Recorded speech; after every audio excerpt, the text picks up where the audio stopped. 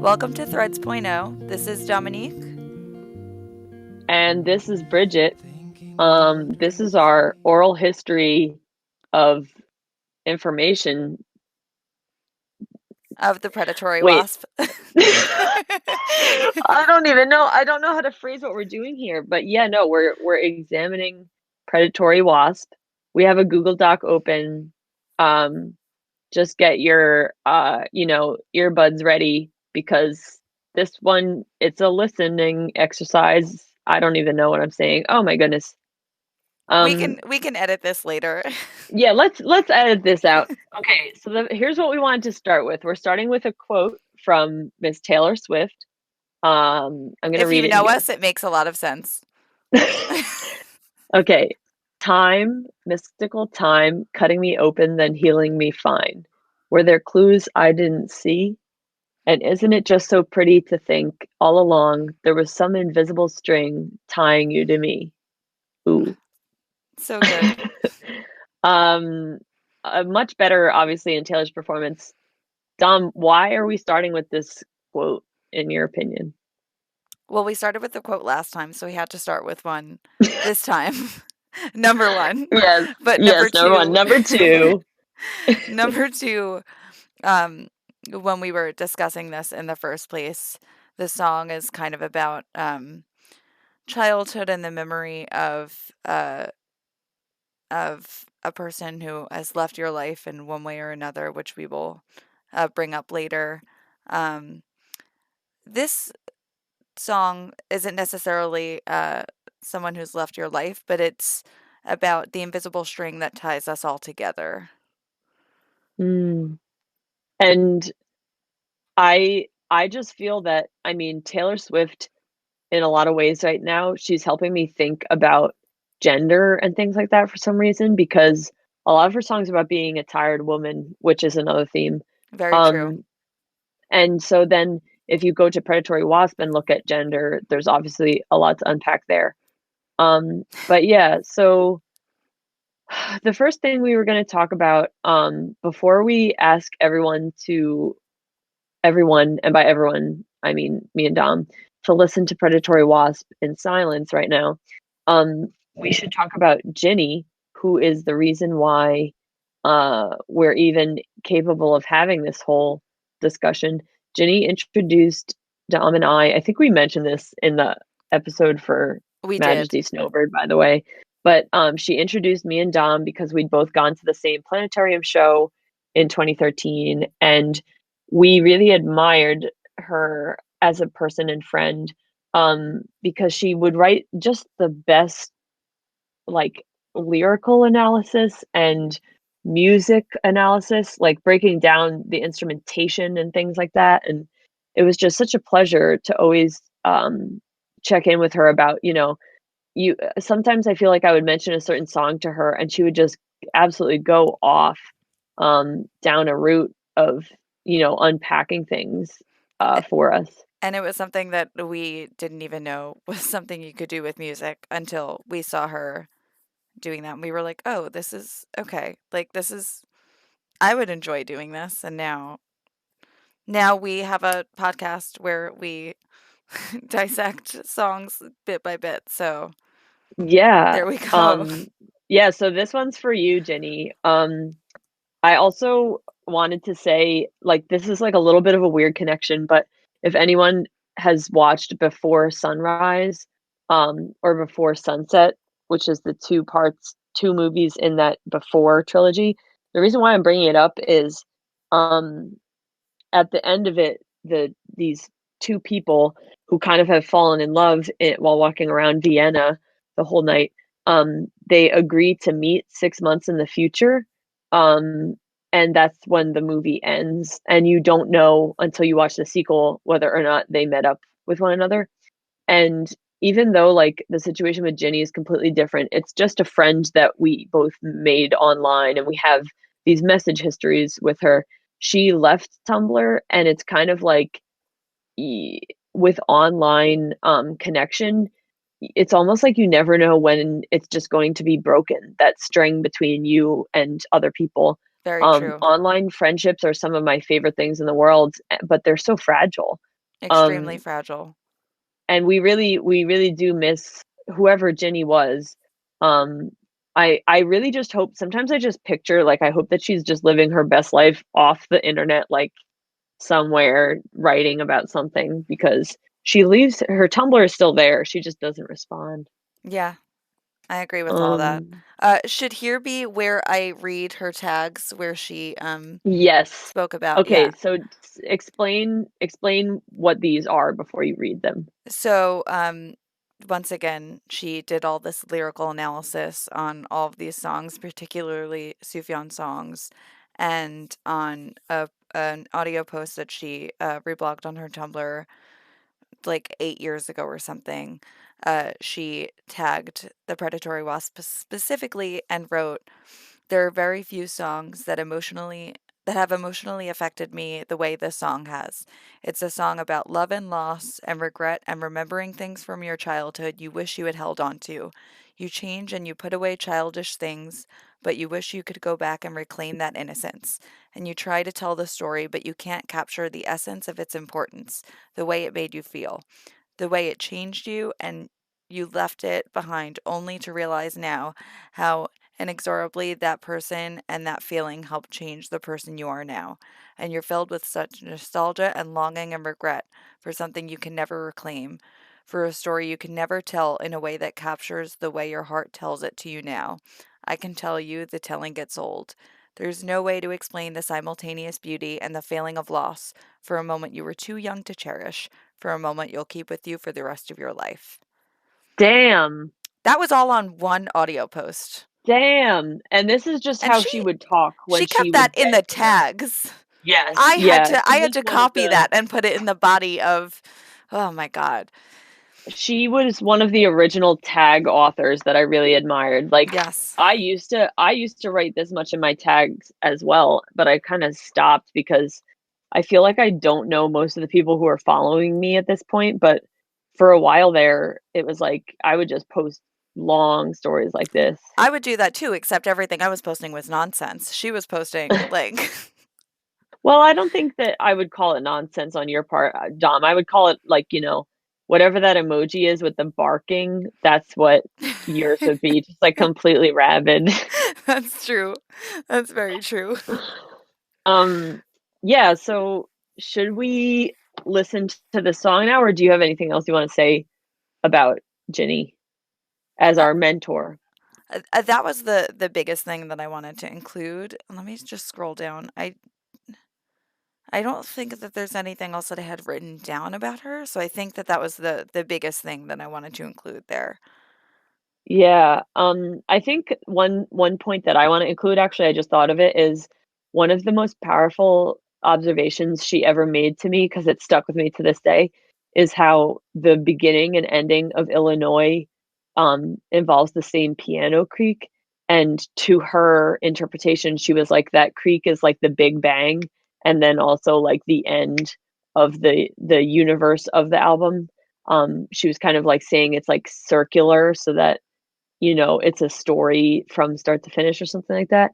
And I just couldn't get over the fact that there was a piano creak. I feel like before I read her message about that, I had never even heard, I had never even been listening carefully enough to know that Illinois starts and ends It's with a piano creak. it's really low, so you don't like Mm. unless you're listening for it. It's easy to skip over. Yeah.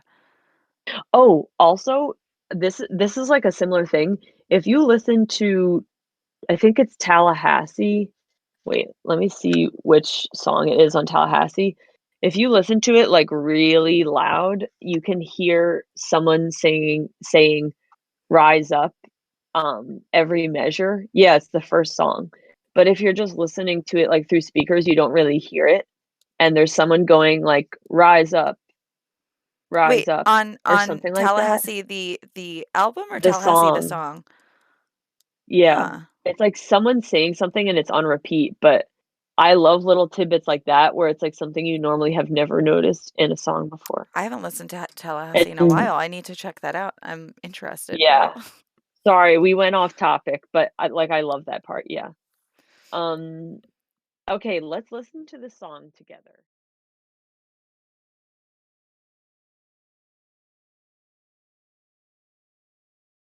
I forgot that that But was, for now, yeah. let's talk about the song itself. Uh, so I I feel very strongly connected to it because it's a very like technical song. Like Hmm. he's doing a lot of syncopation and repeating rhythms and cells. Do you know what a cell is in That I do music? not. I learned about it because he kept talking about Philip Glass and how much he liked him as a composer. And Philip Glass is well known for creating cells in music, which is you have an instrument do one specific like measure or two of sounds and then just repeat it and then start modifying like little things within it or adding little things over it. So like that's why like, he has the guitar going and then the oboe and the clarinet and the trumpets and the voices are all echoing and repeating the same rhythm over and over again. Um, he loves that kind of writing. It's very meditational. Very Haha. cool. Also, isn't Philip Um, Glass the one who, like, we went to? yes, Okay. for I his was gonna say. birthday. 'Cause- Yeah, he loves Philip Glass. Very cool. Um, what do you want to talk about from the song? I mean, I feel weird like skipping to the very end, but one of the things that we had written down when we were talking about this that always gets to me is the distortion at the end of the song, because the Mhm. thing that's really interesting to me about it is that like it sounds like that in the album version, but then every time he plays it in a live version, whether or not it's with the entire orchestra, when he was playing it most often in at his Illinois shows, um, or later on, or earlier on, I guess, before he got the orchestra together, and later on when he was playing it on his like Carrie and Lowell tour, um, he still, Mhm. even when it's like acoustic, he still has that like distortion at the end. So it's just Yeah, a so lot of, it's a really important part yeah. of the song. I feel like it's like um it sounds so weird. And then the next song that it goes into is um They're night zombies, right? yeah, so it's really weird how I feel like the wasp symbolizes a lot of things, let's be clear. Like some people say that it symbolizes internalized homophobia. Some people are I don't know what else they think because that feels like the only thing that it is. But the other thing that it is a monster, right? Like Right. in all the I don't want to skip ahead to the bootlegs and all that, as you said, but he's definitely casting the wasp as this monster that's chasing them. And then in the next song, the droning turns into a song about zombies. I never I thought don't about that, know. but that's a It's just really kind good of point. interesting. Even if you don't think of it as a monster, it's a threat. It's some sort of Yeah. threat, and then And I never thought about that, but that's a really good point. yeah, I don't know. Sometimes I find it helpful to like it doesn't matter what Sufjan meant when he wrote it, but for me, it's like that's what came across to me just looking at it right now. I'm like, "Oh, Yeah, this is the when connection you there." zoom out and look like big picture, like within the album itself, like in the track listing. Wow. Right? That's something I literally like I wrote 7 pages of notes on this that didn't even cross my mind. I'm so interested. That's so Yeah, wow. but going back to what you said about the outro, yeah, it seems to me that meditation is a really big part of his music because think of all the really long songs we've Where there's a lot of, celebrated from him. yeah, where there's a lot of instruments still playing, but he's stopped singing, yeah. Yeah. Um, I love that organ at the end, that droning organ. I like that. I mean, for me, I feel like the song starts. um during his childhood. I know other people have opinions, but it's like Mm. he starts in his childhood, the wasp appears, and then in the next verse he's older, he's at summer camp. I don't know, or he's going backwards in time and thinking about being summer camp as an adult, which does make a lot more sense. Um, Either way, his music is always open to interpretation, which is good. which is beautiful. Yes, it's good. Oh, another thing that I wrote down here was that the background singer is singing like random stuff about Michigan in the background feels like a red herring. Because Yeah. it's like, no, we know the center of the story is this friendship you had with this young boy as a young boy. Um, and you clearly like were in love with him, but for some reason you're having a crowd of women sing Illinois geographical locations at you. Like, I don't know. Let me look up the Actually, you what it saying that is. now, that gives me the same vibes as the background singing in Mistress Switch of McClure. Yes. Like Yes. the Oh my the "Oh my gosh. god, Now I no one want to go came to listen to our that. side to carry us away from danger." I never thought about that either, but that's a good point. That's a really good point. I want to figure out more about that. Um, but yeah, it's like stuff like, oh, great sights upon this state, hallelujah, wonders bright and rivers lake, hallelujah, trail of tears and horseshoe lake, hallelujah, trusting things beyond mistake, hallelujah. Oh my god, trusting things beyond Um, mistake within like the context of the song. uh-huh. Ugh,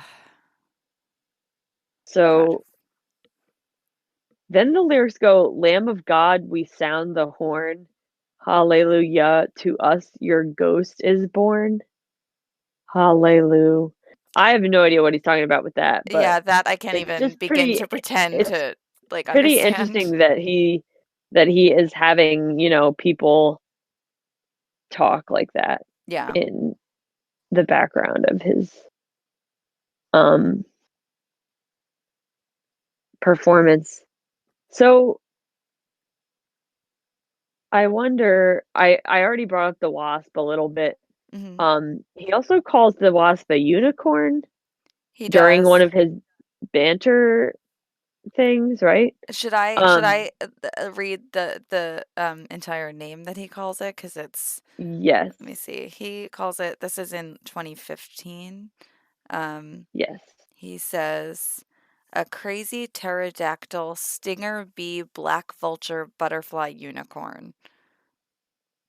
It's like, whoa, man, slow your roll a little, right? Like, come on. I Um, I don't know what was going on there. Why? Uh, I I don't know. I don't have an answer for. it's he's shadow boxing or whatever the word is when you're pretending that it's not about you. Yeah. Um, so yeah, long story short, it's a beautiful song. But what about what he's doing with it as a performance? Let's listen to our bootleg now. Okay. So for all our listeners at home, which ones can they choose from? Dom, why don't you run through Oh God. all Okay. The the list different of ones really quick? You don't uh, have to read them, but just like, there's 16. I have there's 16. How many do you have? 16 ones that I found. There's the Triple Door from July 2005 in Seattle, Washington. Bluebird Theater in Denver, Colorado, also July 2005. Belly Up, Aspen, Colorado, July 2005. Calvin College, Michigan, September 2005. Paradiso from Amsterdam in the Netherlands, October 2005. This is one of my favorites. Um, September 2006, Austin City Limits. Let's see. September 2006, Fox Theater in Atlanta, Georgia. September 2006, Town Hall in New York. October 2006, Live at the Wiltern, Los Angeles, California. October 2006, Crystal Ballroom in Portland, Oregon. Let's see. October 2006, St. Andrew's Wesley Church in Vancouver, British Columbia. May And then there's a 2015. huge gap. Yeah, then there's a huge gap, 7 years. Then Bass Concert Hall in Austin, Texas in May of 2015. Um, September 2015, Grand Theater in Luxembourg. September 2015, Teatro Circo Price in Madrid, Spain. And then the last one is that's March 4th, 2016 in Queensland Performing Arts Centre in Brisbane, Australia. These are ones that I either found from Sufjan Live, like the bootlegs on that Tumblr, or looked up online to see if there were any live recordings of the song on YouTube. Yeah. So I'll try and see if I Yes. can like find an easy way to link up all of those so that if they want to listen to any of them, we can have like a list um, for them to Yeah. actually like upload It's and listen to. it would be a good idea for us to include links for this Yeah, purpose. yeah, But I think it's interesting to see how most of these performances took place within the span of the same year, yeah, which is the year that Illinois came out, and that was like really his big break as an album. Like that was when critics really took notice of him and the right. general public. And it's interesting that he has not played it at a single show between 2006 and the 2015 shows because as you noted, that was the Karen Lowell tour and he specifically chose certain old songs to play um to kind of counteract what Karen Lowell was doing. I think would do an encore I'm where not he would perform. I'm not sure if that's necessarily true only because those are the only like recordings that I have of it, but I wasn't including all of the times he's actually played it. Let me go to if I go to Setlist Oh FM my God, and can look at we the go look statistics at how many times? because Yeah, yeah, if I go to artist statistics let's do this and then go together. to I I think love it's the Setlist. 60th most played song, but like so many of his songs are like so low that it's like doesn't even no, actually, where the hell is it? 1 second. Okay. 32nd most played song. It's played 60 times. That's where I got that from. So, Um, it was played how do I find it? in on the Artist, side of artist yeah, I statistics. went by artist and then if you go to like where the artist is, it has statistics. Okay, and then it's the 30th. 30. Okay. Yeah, it's a 30-second one. So if I pull that out, he's played it in 2005, 2006. He did play it in 2007 and 2008. But he only played it Oh my three gosh. times So in he 2007 and four times in 2008. And then it was a 7 year gap until 2015 and then again in 2016. But 2015 was 12 times, 2016 was three times. He hasn't played it since. Not that he was touring that much after the fact anyway, but still. wow. Yeah, there's a lot more tour dates from 2006 in here than what we have the bootlegs for. Right.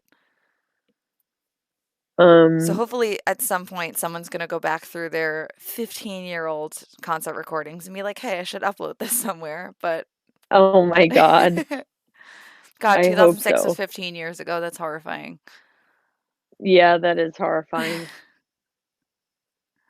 Anyway, Speaking of horror, speaking of horror, um, this wasp is like you know, a terrible sign. Um, I think that we should what should we do now? Should we well, listen to Paradiso or we also picked the Bass Hall version I see right here? I wonder why. I think we picked the Bass Hall version because you were like, "Let's look at a new one." Um, and that one also had a story, whereas Paradiso, I don't think does it. I don't remember. I don't think it does. Paradiso doesn't have a um a story, so I think we did that because it was a newer one. So you were like, "Let's see what it sounds like newer." I don't think you had heard that Okay. either. Um, Do you want to listen to it now? the Bass Hall one. That's the one we did listen to together last time. Oh, But okay. Let's pick a the new reason that you one. wanted to a new one that you hadn't heard before. Well, we could also just do Paradiso because I like that one too. Or if you want, I can look up the link to the last one. The absolute last one The is last the newest one, 2016. 2016. So it's only 5 years old, or almost five Sure. years Let's old. see. Let's see if you can find it. Last time I was looking, it actually didn't take that long. So give me 2 seconds. I can't believe they played it so broken down. That was one of the reasons. That was one of the things I wrote down when I was listing like the differences Right. between all of them. Also, he's wearing his soft pants. Yep. Yep. That's the piano thing that I was talking about, by the way. I have no idea what that instrument is called. I think that he's just holding a keyboard synthesizer up. Because the playing that like louder later on in the song is really interesting. Oh, I can't wait to hear.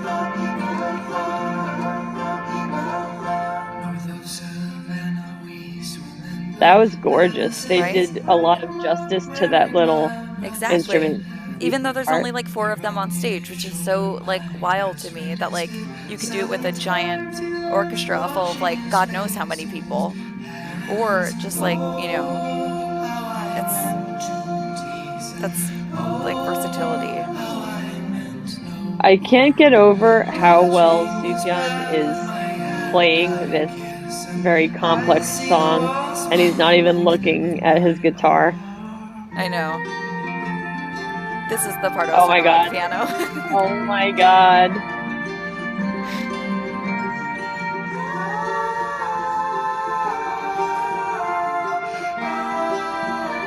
Okay, let's hear that crash.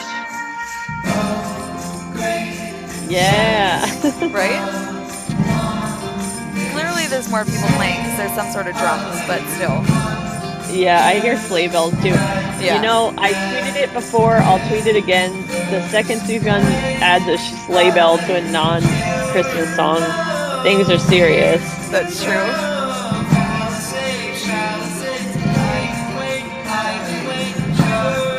But I see what you're talking about with like the finger picking or whatever. I think that's finger picking. Yeah, yeah, that's finger picking. Wait, I really like that. Right? Isn't that cool? The fact that he's standing like that is so funny to me.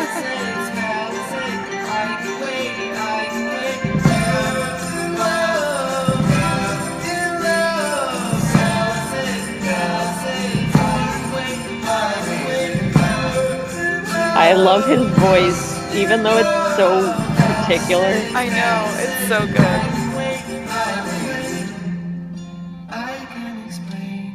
Oh my goodness.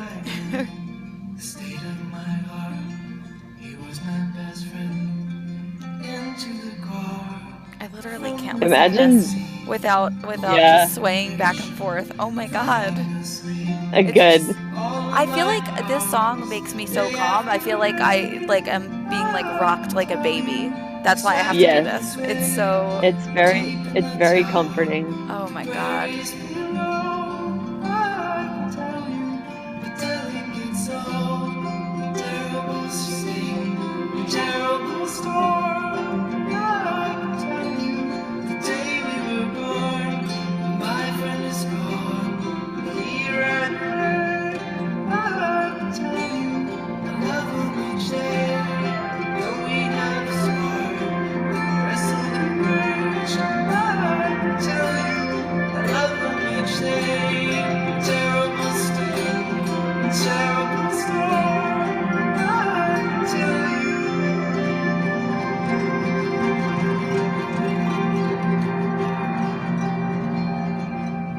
Discord. Right?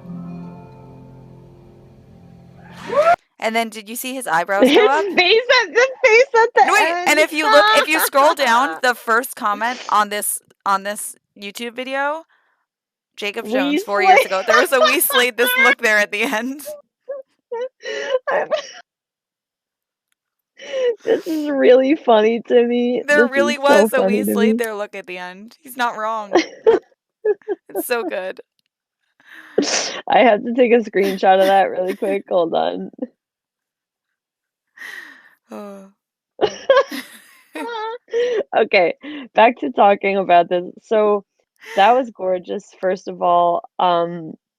I think that I prefer ACL because of how big the sound is, and I think that Paradiso is also pretty good because it's still using the synth, but this was just really beautiful to see. It was only 5 years ago, I guess, and he felt happy enough to play the song again. Yeah, and the fact that And it's stripped down to almost solely guitars, there's like very few other instruments playing, but it still yeah, has the same like structure.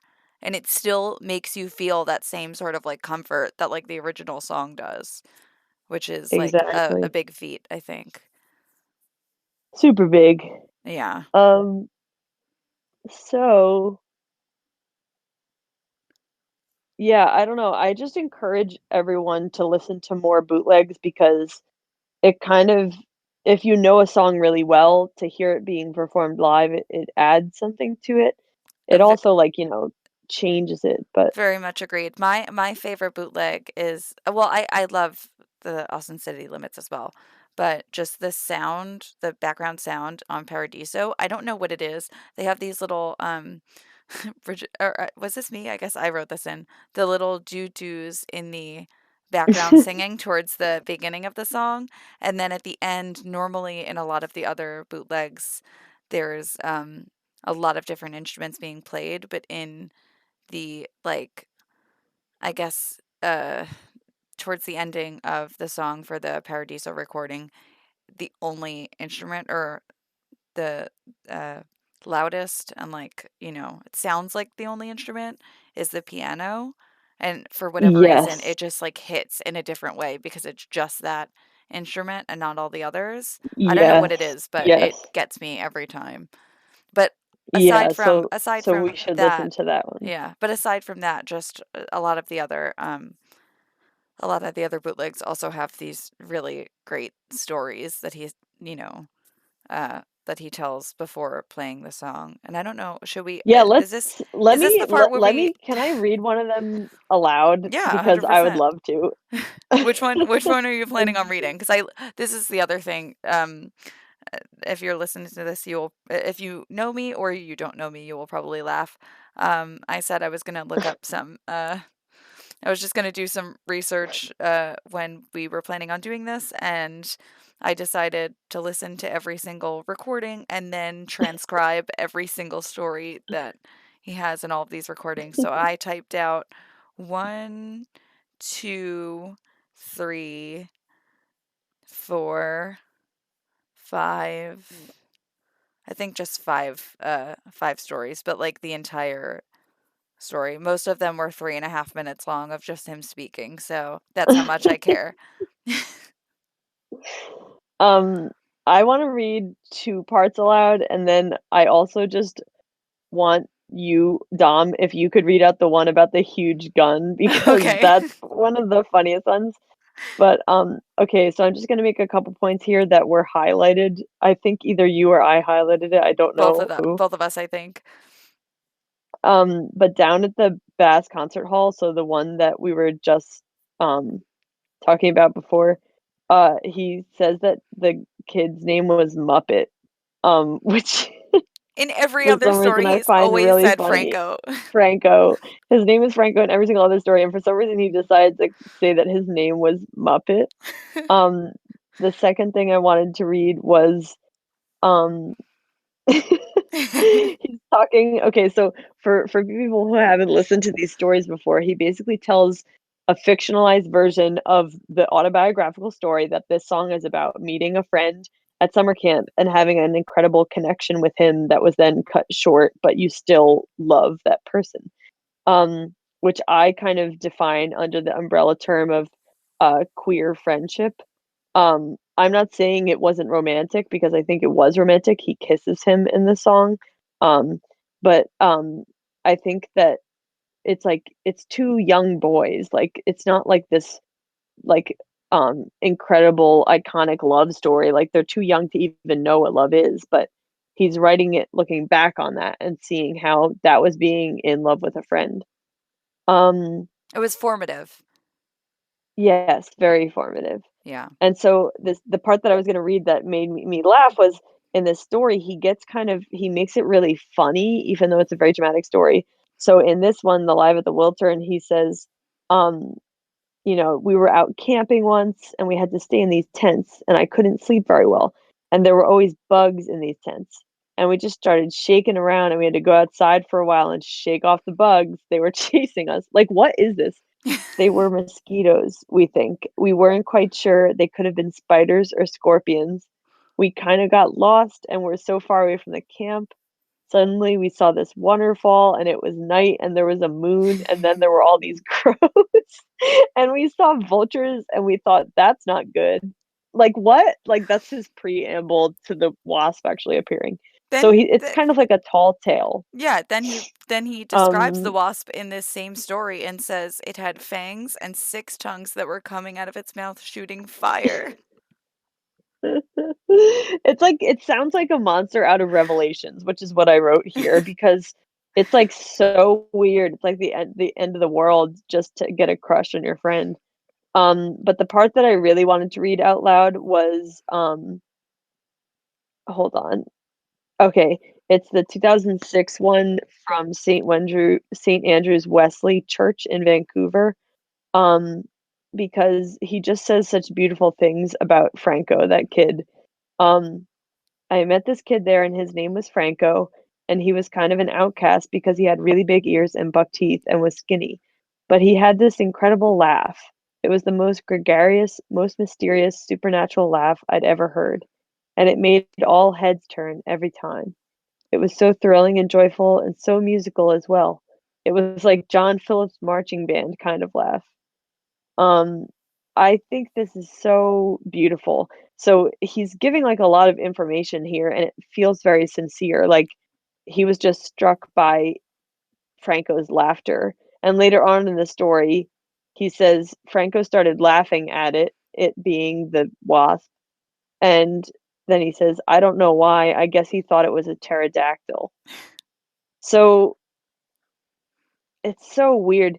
I wonder if there was an actual wasp at the time of him telling the story, but yeah, I don't I'm know. not sure. I do laugh a little bit because, like, a few sentences after that, he's discussing, like, the scenery around, and he was like, there was a weird insect. It had translucent wings that were green and yellow. You could see through them, and the moonlight was shining through it, and it was hissing and buzzing and had a giant stinger at the end. And Franco stopped laughing and we started running. He's It's so pretty funny. good, right? Oh, Um, do you wanna read the description of the wasp from the one that I really like? Um, oh, the is it Crystal Ballroom? I think it's Crystal Ballroom. Yes. Okay. yes, just, perhaps from the part where it's like, we started swimming back and we saw out of the sky this black dot, and just read all of that. Sorry, I have to find out where that is. Give me 2 seconds. Swimming.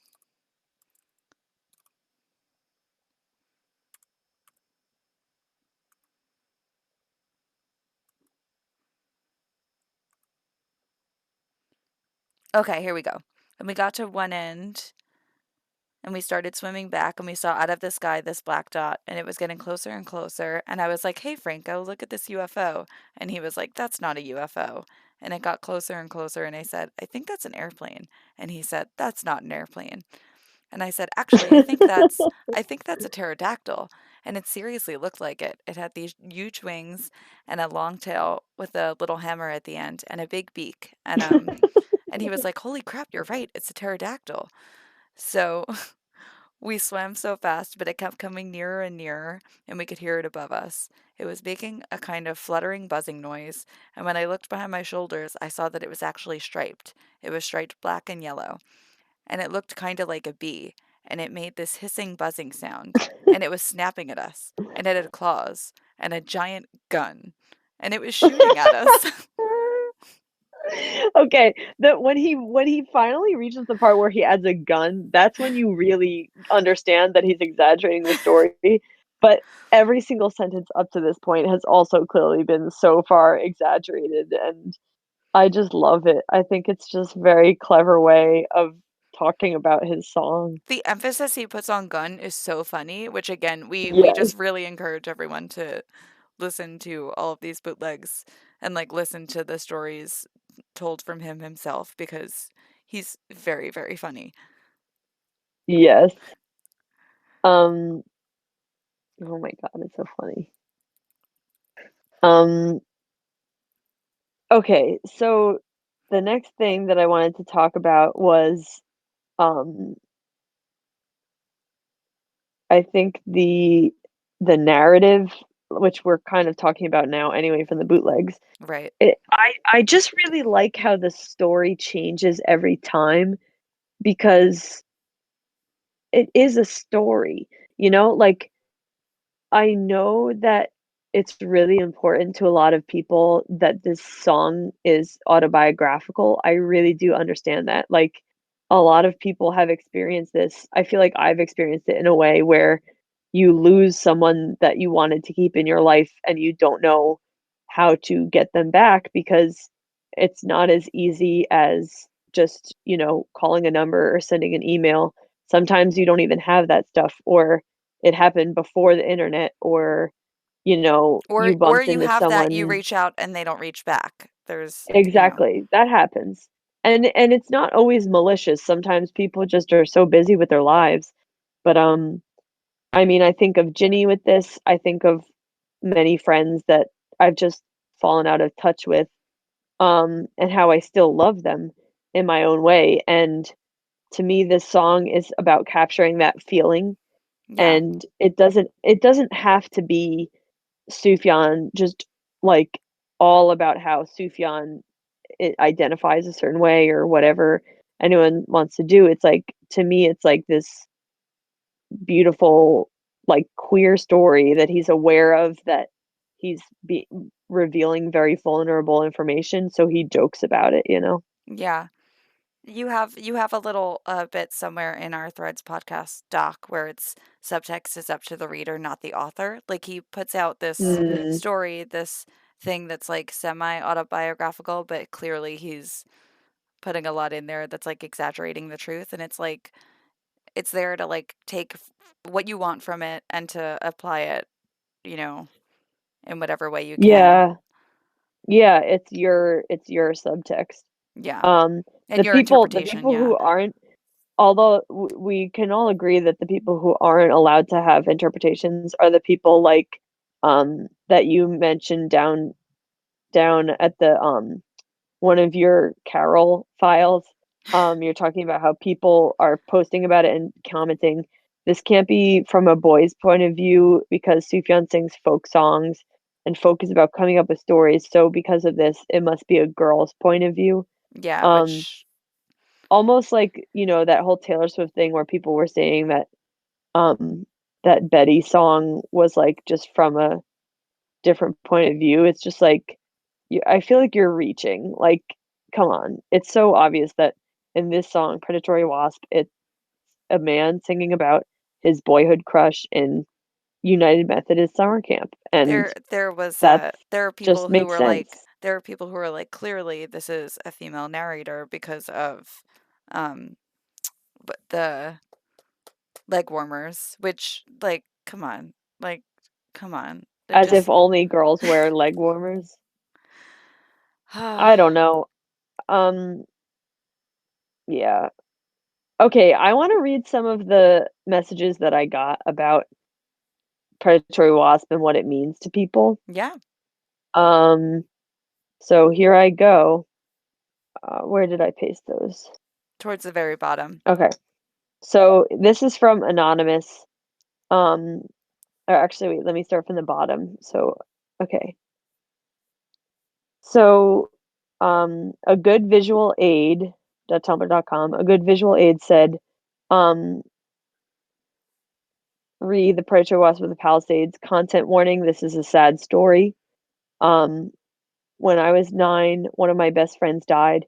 He and another one of our friends were playing on a raft and pulling it with a rope from the shore. Something went wrong, and my friend was pulled out to sea. He was missing for a week before they found him. Growing up on the east coast of Canada, Scottish culture was very prevalent, so my ears hear a certain Celtic jaunt in the rhythm of the song and brings me back to my childhood. The song's imagery of hiding under blankets, childhood teasing, mischief, and accidents, and the frantic siren-like interludes conjure up specific memories from this time in my life. Things like hiding behind the couch, upset that the parents were talking without me, wailing in the back seat after my mother told me the news, on the school bus driving over the bridge, peeking out the windows to check if he might be, by any chance, be in the water below. After I stayed home from school for a few days, my friend stayed home from school for an entire week. Almost 20 years later, there are few people in my life that know this happened. I've lost touch with the classmates who knew my friend, and it's not a memory I share with a lot of people. It is a grief housed almost entirely in the past, but every now and then I wonder what kind of life he would have had if things had gone differently, and I mourn the friend I could have kept. The predatory wasp deals in experiences and emotions so similar to how I felt as a child dealing with this grief. This is what the song is to me, a way to honor and remember the friend I lost. Wow. Yeah, wow. That was so emotionally moving. That was a very, very moving story, and I really appreciate this person sharing this story with us. Um, and I can see exactly what they mean. It's a way to capture, the grief of a child. Yeah, I mean, Franco didn't die, obviously, but in a way, it's like he did pass out of Sufjan's life, right. and it is like you're mourning a death. Like with Ginny being gone, sometimes I'm like, I feel like I have to just move on Right, but it's because but when someone makes such an impact, it's hard to just like they still come up in your brain all the time and you're like, I can't just let this go. It's not that easy to just let go. no, um, it's wild. Okay, let's see what else we have to read here. This next one is another long one. I'm just gonna skip it for now. Um, Someone said this, anonymous said, I have already submitted one, but I think a lot of gay people have the thing with wasps and bees, etc. That's true. When I was in middle school, I would get all the wasps away from people who were scared because they'd just sit on my hand when I opened it, so I'd move them somewhere else. That's kind of really, really cute. Um, Yeah. I mean, I think that they're right. There's a lot of bees in certain, I don't know, fandoms, and that sounds about right to me. Yeah. Um, There are some of these. there's some really sad stories in here. Do you want to read one? You said there were some really sad ones, and I started laughing because I was reading one of the funny ones. Is there any one in particular you want me to read? Let's see. No, you can just pick whichever one. Okay. I think I'm gonna read number 5 because I'm trying to see, like, I don't want to read one of the ones that's too long, but okay. So this one says, Predatory Wasp has always been an important song to me. It was one of the first songs. This is by Anonymous, by the way. It was one of the first songs that could be clearly perceived as gay that I'd heard after realizing my own identity, and I listened to it probably daily for a good couple of years after discovering it. The instrumentals do such a good job of laying out the scene of a childhood summer trip and the emotional release right after the kiss. I especially like the outro because it really does feel like you're a kid sitting quietly in the back seat of your Yep. beating hot car, just staring out the window on the way home from a trip that didn't quite go ideally. I think even if you haven't Hmm. experienced one of those childhood crushes, it's a really gorgeous song, and Sufjan did such a good job of portraying the situation and the narrator's emotions that it's easy to relate and feel along with the narrator even if you haven't been in his place. It's also a very relatable song for anyone who's experienced longing or an unrequited romance, aka probably everyone. So it can be very cathartic to listen to when you're dealing with that sort of feeling as well. I think this is actually by Jesse because Jesse wrote that at the bottom. Yeah, okay. Um, wow. These people are just so smart. These people, because I love that mention of staring out the window on the way home. It's like a beating hot car. It's summer. like it's August. He just got out of summer camp and he's thinking about how he's never going to see Franco again because they probably didn't have phone numbers or something. I don't even know. I mean, maybe they had phone numbers, but why didn't they stay in touch? In touch, you know? I don't know. Oh. Um, Let me Oh, see what else. actually, Oh, speaking of, what? a point that I just thought of, the fact that it really does feel like you're a kid quietly sitting in the backseat of your beating hot car, just staring out the window on the way home from a trip or whatever. Um, when the last time we were able to meet up in person, we went to Palisades Interstate Park, and we were Yes. looking out at the river, and just the way that the like small waves were, I was like, this just looking at this gives me the same feeling as listening to this song. And Wow. Wow. it's just the, I don't know. I don't know what it is, but that hits. Mm-hmm. Yeah. The sense of the natural world, like they were exploring out in the natural world. Yeah. Um, Boober Fraggle on Tumblr said, for me, it all hinges on the I can't explain the state that I'm in, the state of my heart. He was my best friend. The song to me, I think, is a very comfortable and beautiful way to touch romantic grief. So there that grief word again is being Yeah. used here. Um, I don't know if I'm finishing the quote. I don't know if that makes sense. I am just hooked on safely reveling in and mourning things past.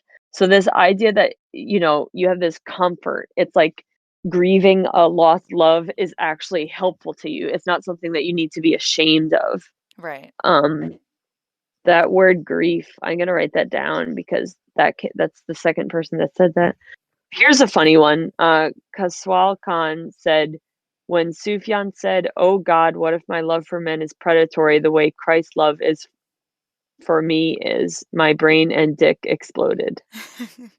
I just appreciate your candor and like, I don't know, that's just great. Um, what else? Someone said Predatory Wasp makes me go wild because of the homoerotic summer vibes, and that was it. Which, like, yeah.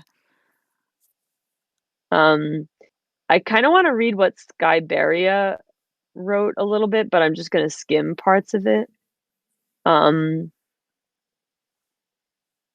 you know, um, Sky said that they have watched or have listened to it around 613 times, which that number reminds me of me and Dom because we always are listening to songs way too often. That is very Um, true. Guy says, I could sit here and tell you about the fact that I'm very gay, blah, blah, blah, but I will not waste your time with such frivolous remarks. I would like to tell you my thoughts on one of my favorite parts of the song, which are the last 20 seconds of it.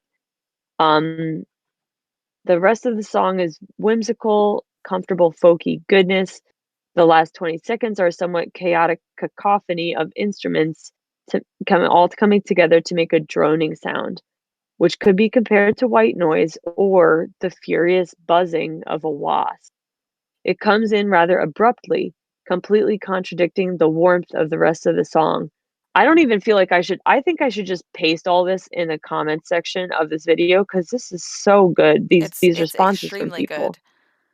The wasp once more is there to break you out of your whimsy, to remind you that this fantasy is all very bittersweet. Bittersweet. Sorry about my lisping. This It's one of the best narrative devices I've seen in any song. It's the best 20 seconds of any song released before or since. And then Sky goes on to say that the Predatory Wasp of the Palisades is out to get us was designed for repeated listening as it improves the narrative significantly. Though you've been pulled out of your thoughts, etc., etc., it's worth it. So Sky is making a case for the fact that it should be listened to over and over again. Um, The song preceding Predatory Wasp is a 20-second long track titled A Conjunction of Drones, simulating the way in which Sufjan Stevens has an existential crisis in the great Godfrey maze.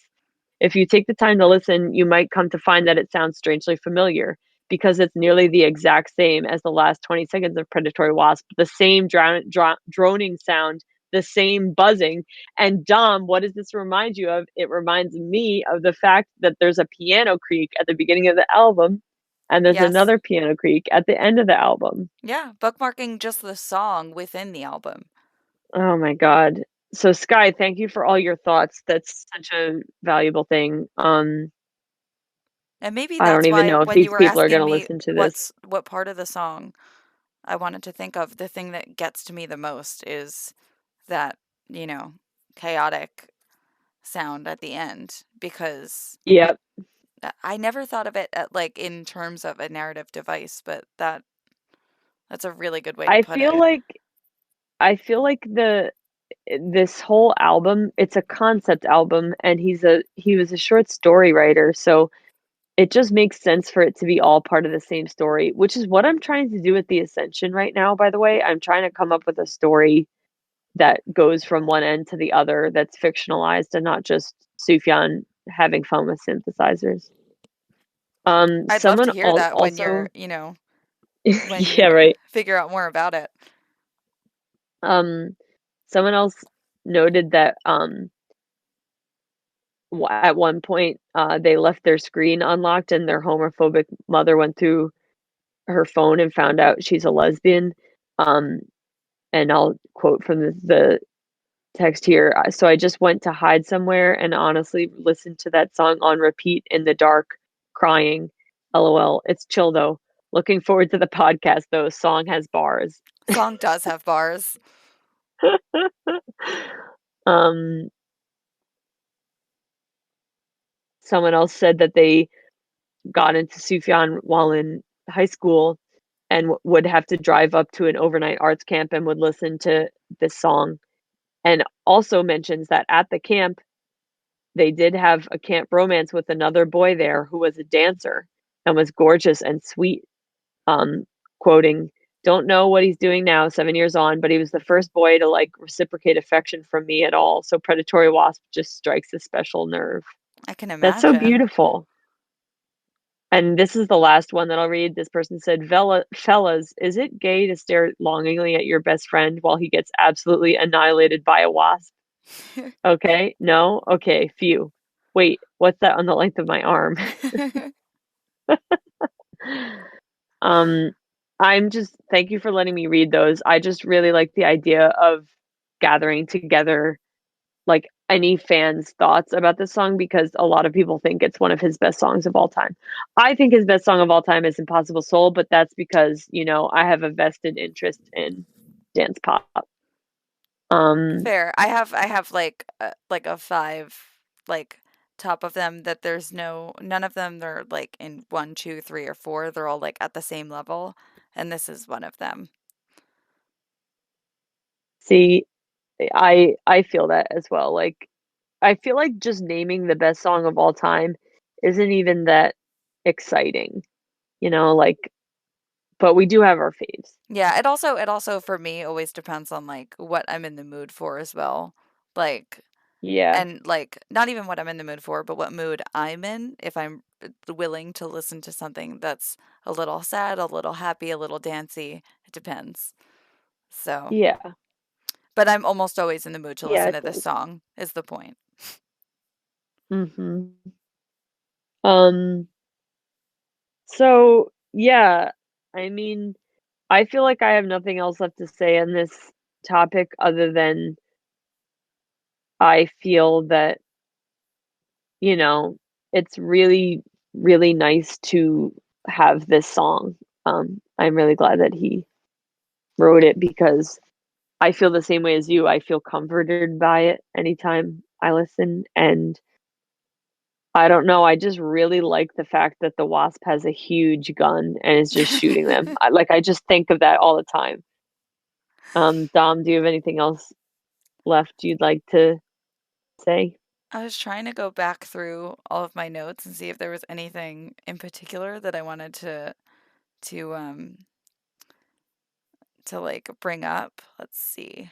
Um I had already mentioned that in a lot of like the bootlegs and stuff, whether or not it's stripped down or not, the structure of the song remains the same, which I enjoy.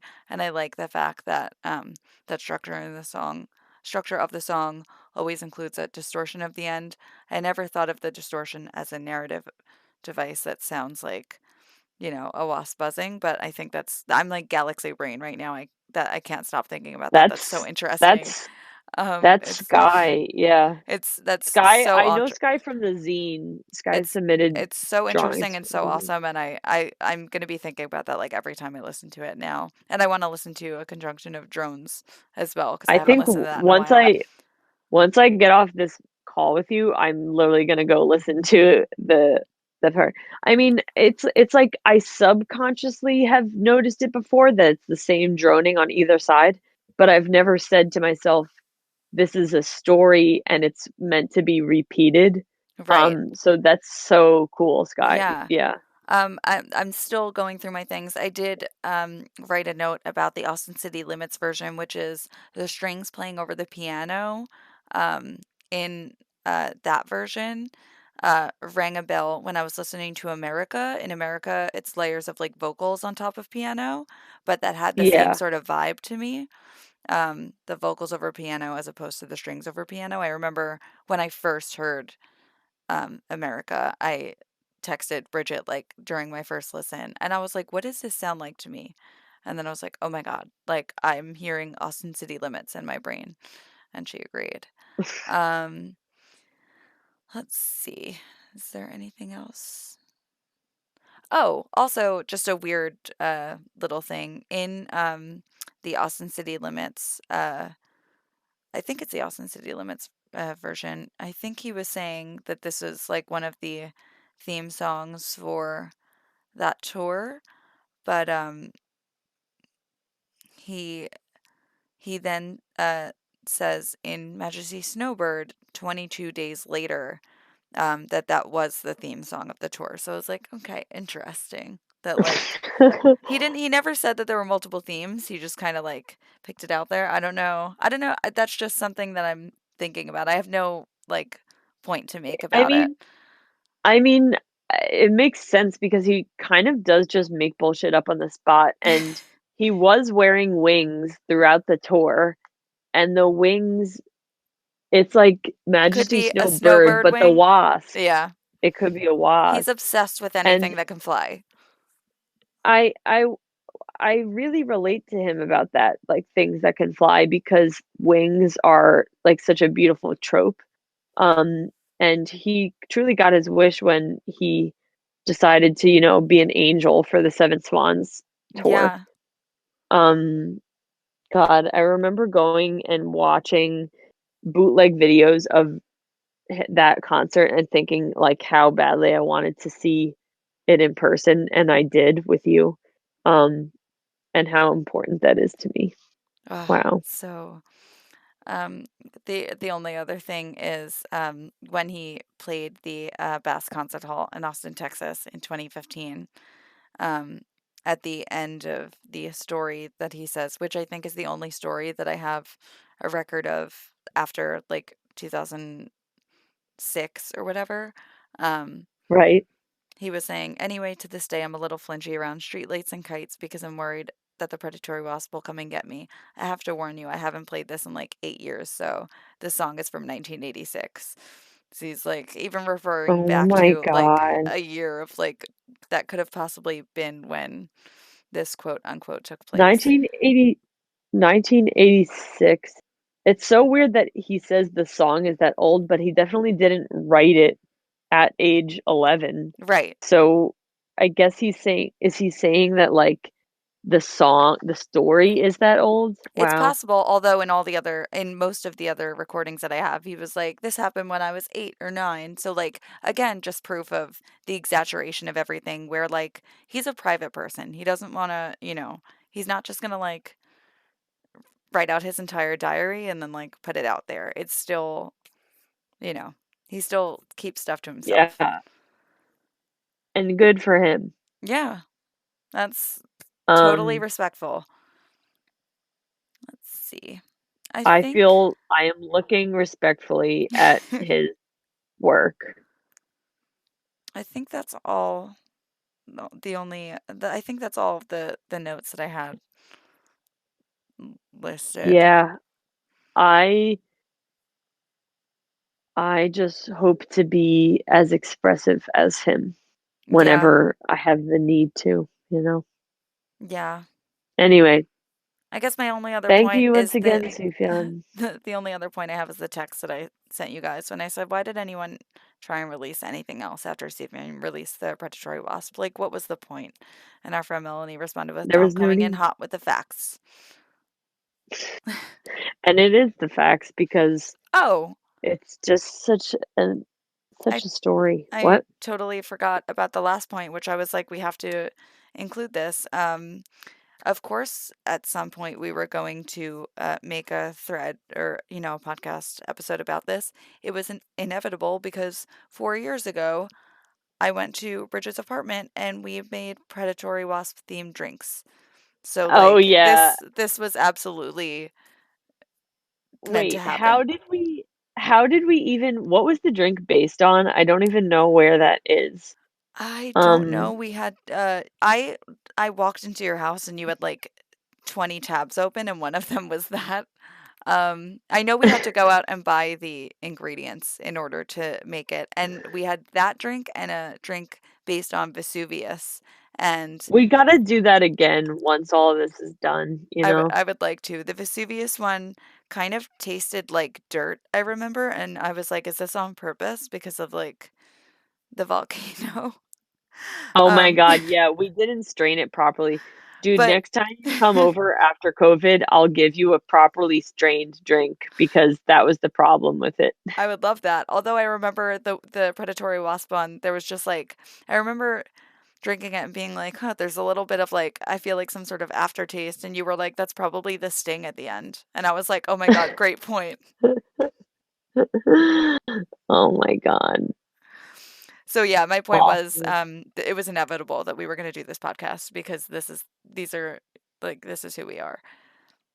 This this is who we are. Um, okay, Dom. Well, let's call it a night. Um, and I owe you that strained drink. I'm excited. Thank you. All right, And Dom. and thank you everyone for listening. Yeah, you know what? I hope that if someone out there has an idea for a new thread that we can do, I already have the idea to do one for Mountain Goats with Melanie and for the National with Melanie and Emily if as Yeah. well. Um and but if anyone has some threads that relate to Sufjan or like oral history of being a fan, My Chemical Romance is fair game as well because Dom's gonna Yes. lead a My Chemical Romance thread at some point. Absolutely But yes. I think what we're trying to do here is kind of like just do something with all these thoughts that we have running around in our brains about this music because honestly, tweeting my thoughts about music is no longer satisfying. It's Yeah, just not. we need It's not more. stimulation. We're trapped in our cages. Yeah. Oh well. All right. Thank you Okay, everyone. yes. Well, have a good night, everyone.